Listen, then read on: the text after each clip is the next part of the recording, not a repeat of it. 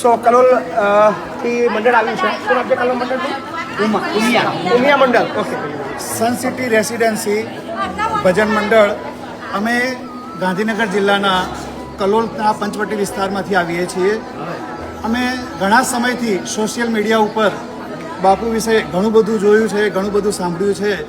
મનમાં અમારા બહેનોની અને અમારી ઘણી ઈચ્છા હતી કે આજે એમના મુલાકાત માટે જઈએ, એમનું અભિવાદન કરીએ કે એમના થકી ખૂબ માનવ સેવાનું એક ખૂબ મોટું કાર્ય થઈ રહ્યું છે કે ટેકો દિવ્યાંગાશ્રમ, ધરતીનો છેડો વૃદ્ધાશ્રમમાં કે જેવા નિરાધાર જે માતા પિતા છે કે આજના યુગમાં સગા મા બાપ સગા દીકરાઓ કે દીકરીઓ તરછોડે છે. આપણે જોઈને ખરેખર ઘણી વખત એમના વિડીયો જોઈને રડવું આવી જાય છે કે આજના યુગમાં આટલો જે આધુનિક યુગ છે એમાં આવું છે.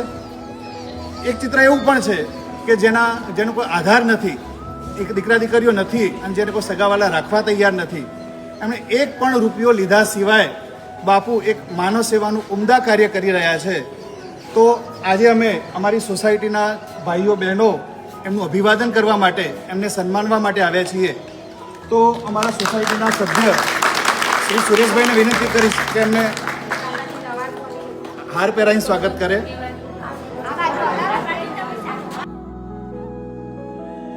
આરકે ઇન્ટરનેશનલ સ્ટુડન્ટ વિઝામાં જોબ કરું છું. અમે તમારા વિડીયો રોજ જોઈએ છે. એટલે ત્યાંના અમારા જે ડિરેક્ટર છે જય સર અને દેવલ સર, અમે બધા સાથે મળીને નેક્સ્ટ વીક કાં તો નેક્સ્ટ મંથમાં જરૂરથી વિઝિટ કરીશું. Thank you.